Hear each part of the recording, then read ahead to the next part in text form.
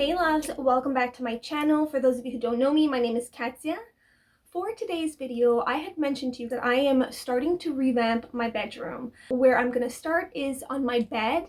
There's some decorative pillows that I want to change up, and I've recently been looking online. I went to different stores and I just couldn't find what it is that I was looking for. To be honest, I'm finding pillows a little bit on the pricier side. So I thought I would sew them myself. I went to the fabric store, I went to my Home Depot store and got some fabric and decided to do my own pillows. I am keeping the pillows on the simple side because I will be doing more is more when it comes to adding pillows on my bed, but I do want to keep them very simple. If ever I get fed up of them being in my bedroom, I can bring them in my living room or in, the downstairs basement on my couches. I wanted to be able to change it up if I wanted to. I did some with a little slit in the back, and then I also did one that is just not removable. I'm super happy of how they turned out. I hope you guys enjoy this. It's pretty simple, it's self-explanatory, but I thought I would still share it with you. Thank you all so much for watching, and we are going to jump right into this video.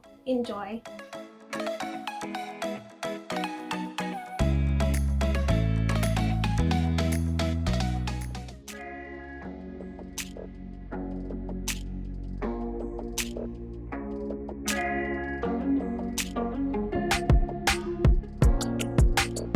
Here is the fabric that I was thinking of using.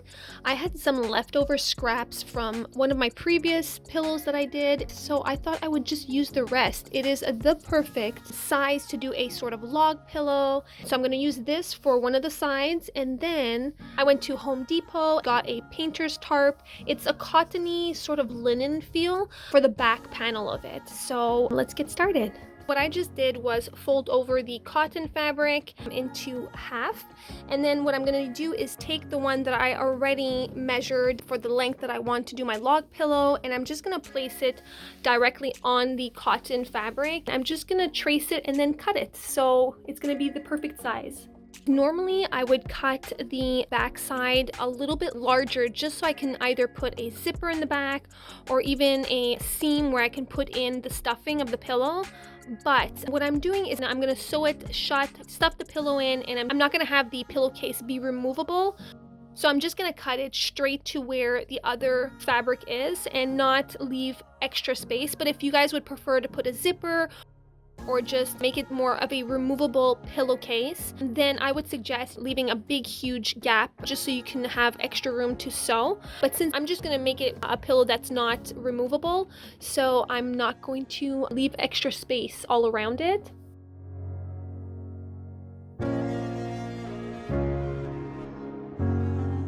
So now that I have both pieces that are cut to the exact size that I want, what I'm going to do now is invert them, and then I'm going to pin them so that I can follow the pins and just start sewing.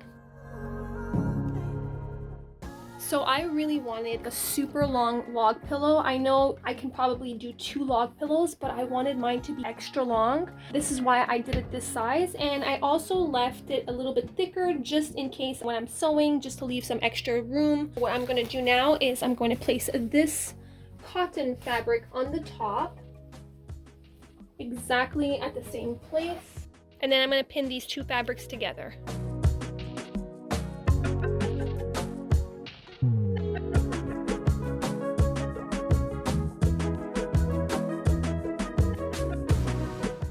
Once I'm done pinning the 2 fabrics together, I did both sides and the ends. I also wanted to show you that when I get to the other end here, I just left it halfway just so that after that I can put the stuffing inside the pillow, and then after that I'm going to close it off. Once I kind of stuffed the whole pillow, I'm going to hand stitch it, but that's it. Now we are ready to go ahead and start sewing.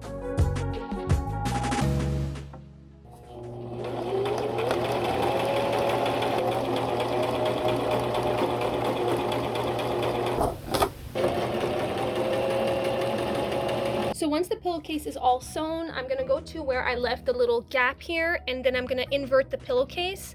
So that's exactly what I'm going to do. You just put your hand right through it. And then you got to fidget a little bit with it, but you'll get there. And there you go. So you're also gonna have to just push out the corners, just make sure that the corners are out. Next, we're gonna move on to the whole stuffing part.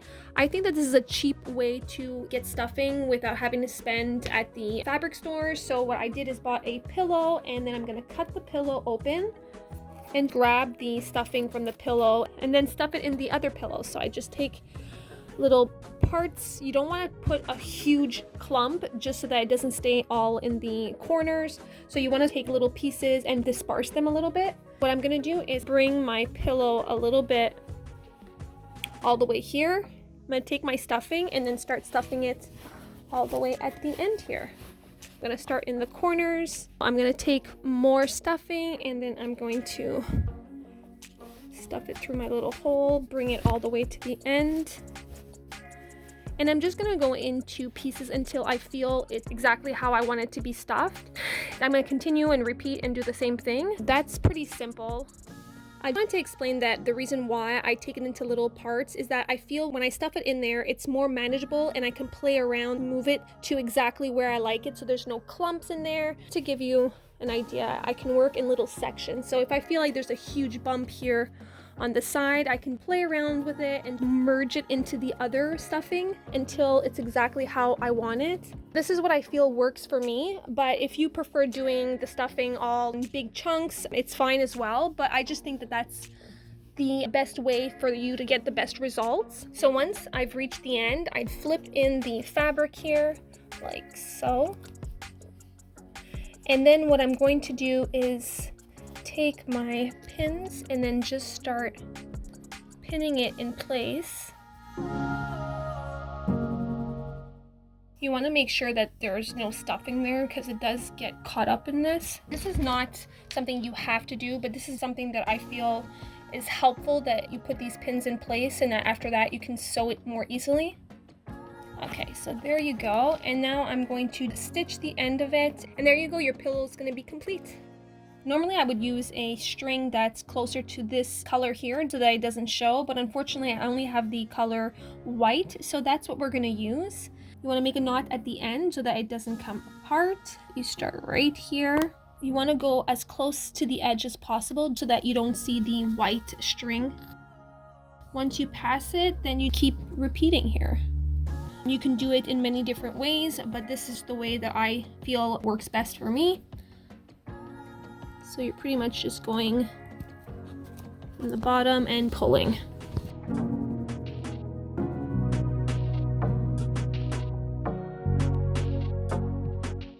It does show, it's not perfect, but once on the bed you won't really see it, especially if you were using the right color of string for the pillow.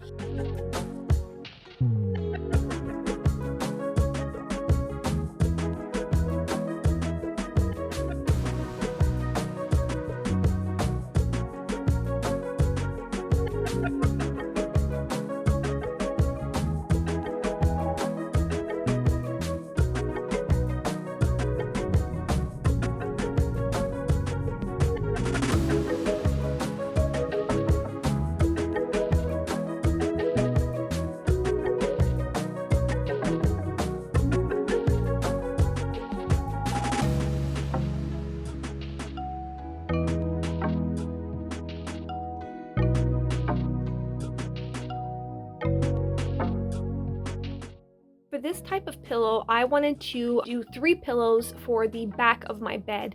The log pillow was for the front of the bed, and then I wanted these pillows to put in the back up against my headboard. I'm going to use a painter's tarp again. The only difference from the other one that I used in the back of the log pillow was that it had more of a peachy undertone. As for this one, I feel as though it has more of a grayish undertone, which I prefer just because it matches more all of the other bed linens. So I'm gonna either keep it this color, I might even dye it brown rust color, I'm not too sure yet.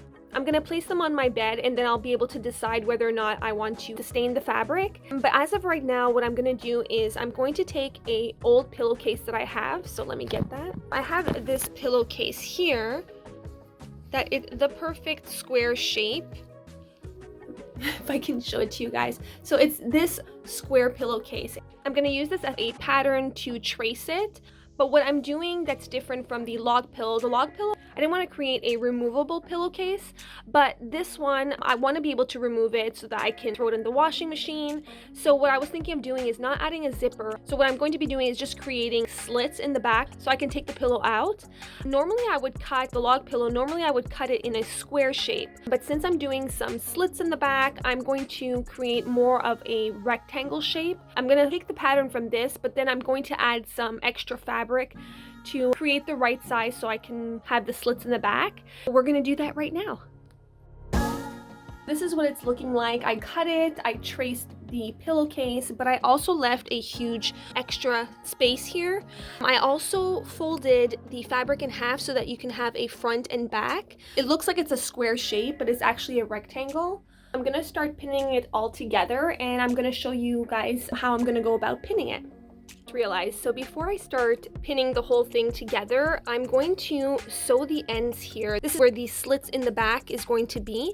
I do want to finish them and make them a little bit more nice looking, so I'm going to do that first, and then I'm going to come back and start pinning the rest of the pillow. I have to do it on this end here, and then there's the other end as well that's going to be going, actually I'm doing the opposite. It's going to go like this.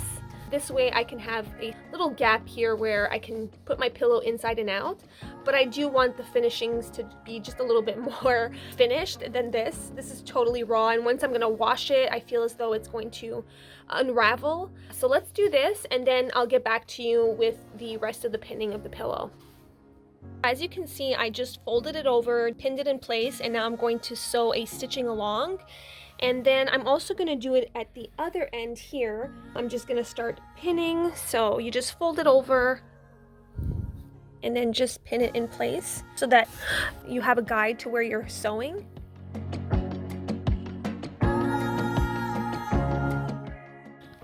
And then that is pretty much it. Now I'm going to head to the sewing machine. If you guys can tell here, the flap is pretty much going to overlay like this. And then I'm going to sew all around, but this is pretty much how it's gonna look once it's finished.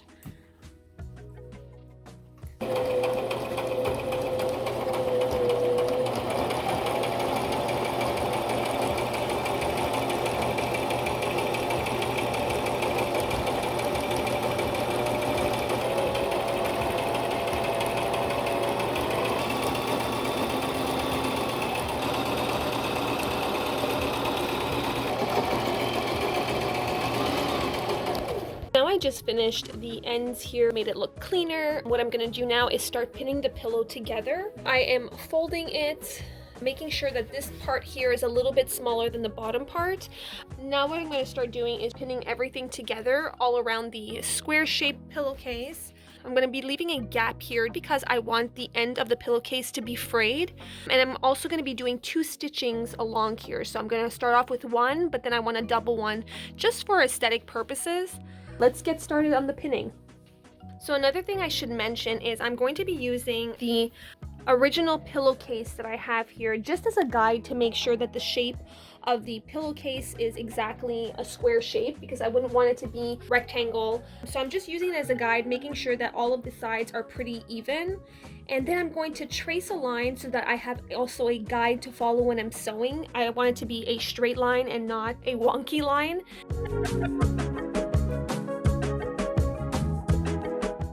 I traced the lines that I'm gonna follow while sewing, and it's creating the whole square. That's gonna help guide me while I'm sewing. We're gonna do the first stitching, but first, before we start sewing, I'm gonna pin everything in place, and then we're gonna hit the sewing machine. I'm gonna put the pin a little bit further from the line because I really wanna go on the line here, but I do wanna have the fabric stay in place. So to me, the pins are really important.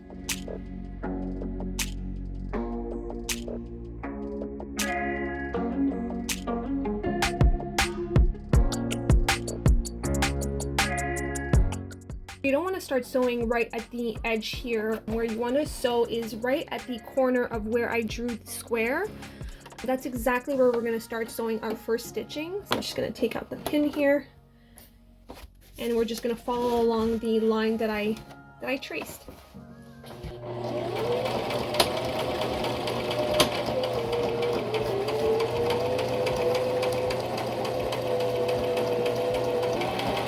Now I've done the first stitching here, I'm going to use this again as a guide and do a second stitching right along here for aesthetic purposes, just because I think it's going to look prettier. And then I'm going to start shredding the ends.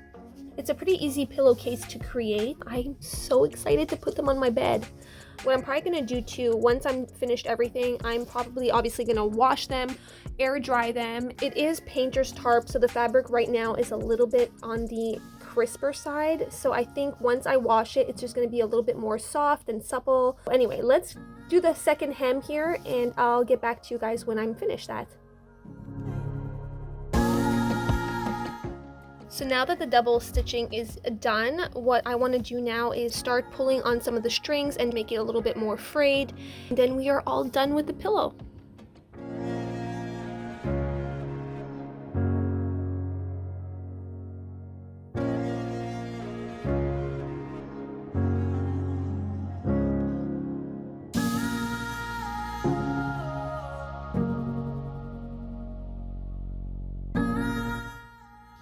So that's it, one down, two more to go, and then I'm going to put them in the washing machine and I will show you the final result.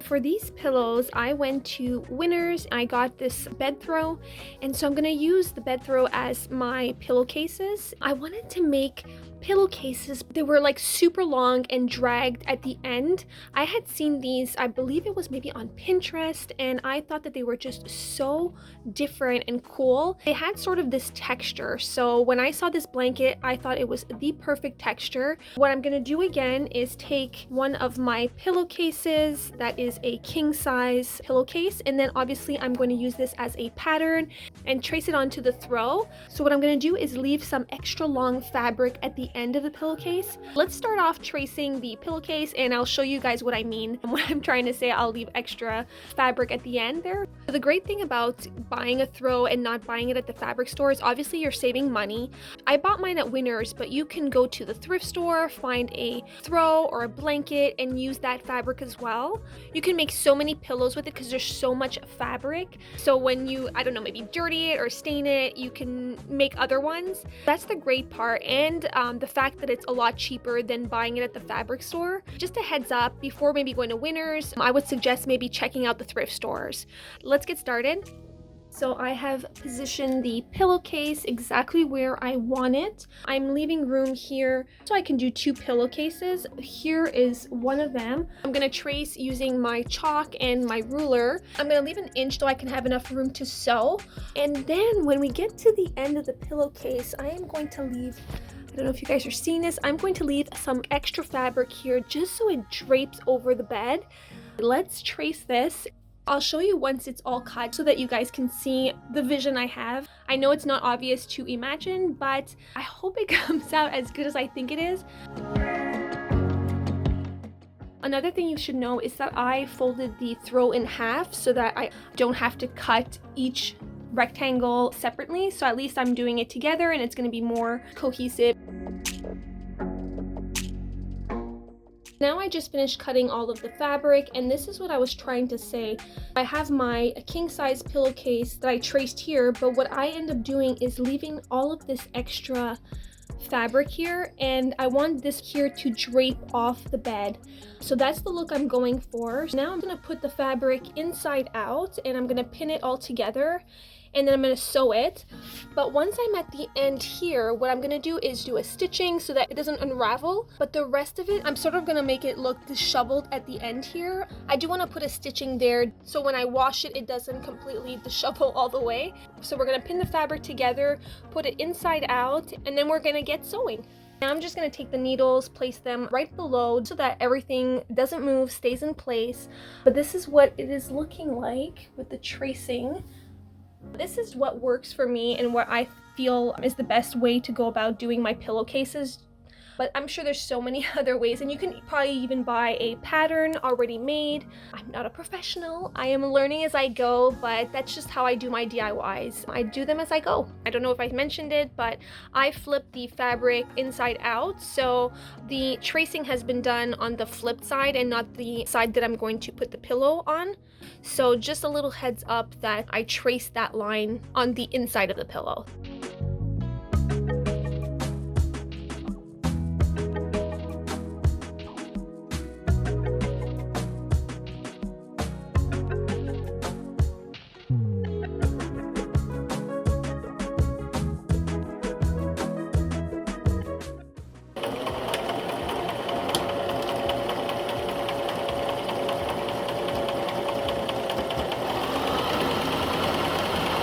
Now that I finished doing the stitching all along the pillowcase, I'm going to invert it and I'm going to start shredding the bottom of it. I'll show you guys what I end up doing, so let's do that right now. Now you can see that it's a little bit shredded here. I did a stitching all along. It's hard to tell because it's white on white, but I did a stitching so that when I'm gonna free the ends here, it won't dishevel when I wash it.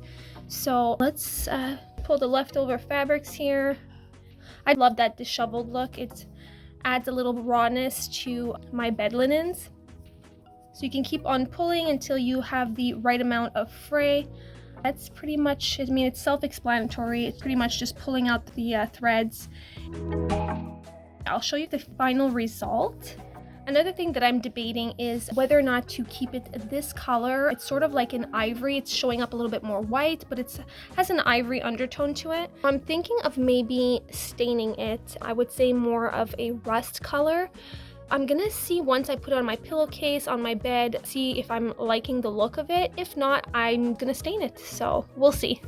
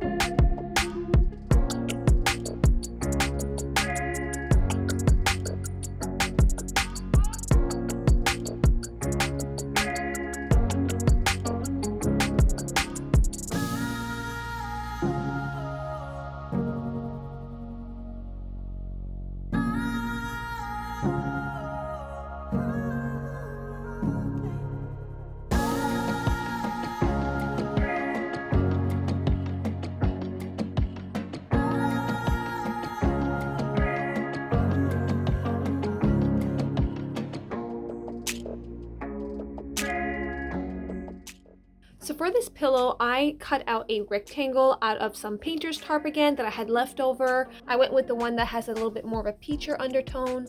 I'm going to sew all of the edges here. For this pillow, I'm not going to make it removable. It's one of the pillows that I'm going to put downstairs in my gym. I have a little bench there, and I thought it would be the perfect little pillow to add to the bench. Yeah, let's get started. Recently bought this fabric at the fabric store. I just loved the whole pattern of it. Also the fact that it's reversible. You can also use the other side. I had done a pillow out of this fabric and I had leftover scraps. So what I thought of doing is creating panels on this pillow, adding this fabric and also the yarn that I have. I'm not too sure what I'm gonna do with it yet, but I know I'm going to start placing everything and playing around until I find exactly the look I want to create with the pillowcase. I'm gonna start placing things around and see what I come up with.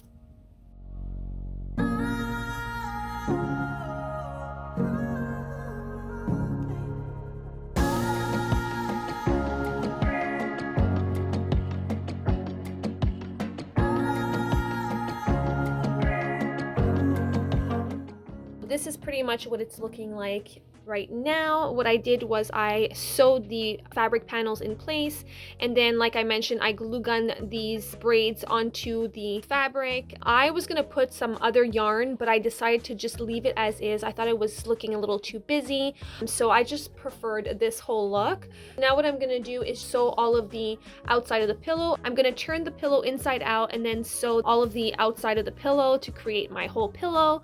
And then once that's done, I'm gonna take my tassels that I created and I'm going to probably hand stitch them all along the outer part of the pillowcase. That will be it for my pillow.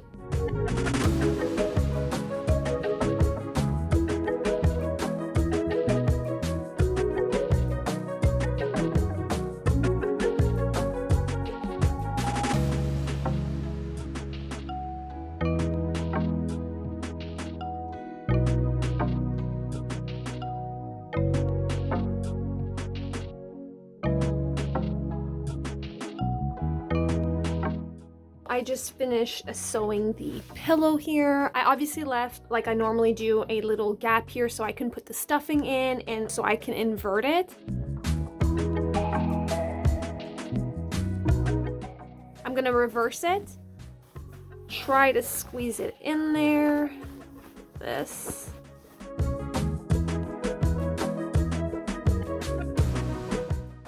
And then the pillow should be. There we go. This is what the pillow is looking like right now. You can see here I sewed the seam and I also sewed the braids inside the seam just so that it looks like a clean finish here. So now I'm going to take the tassels and I'm going to sew them onto the edge of the pillowcase, and I'm going to put 5 on each side. Let me see. Yeah, I think I'm going to put 5 of them. There we go. And then I'm gonna hand stitch them in place. Ideally, what I should have done is probably, it would have been smarter to sew them. When I'm doing the side stitch, I would have sewed them in the stitch. That wasn't very smart. But anyway, I guess you learn as you go. For now, I'm gonna hand stitch them in place and I should be fine. Just for you guys to know that when you're doing the stitching, maybe pin these tassels in place and then do the stitching so that you don't have to do more work. I'm gonna hand stitch these and we should be done, and then stuff the pillow.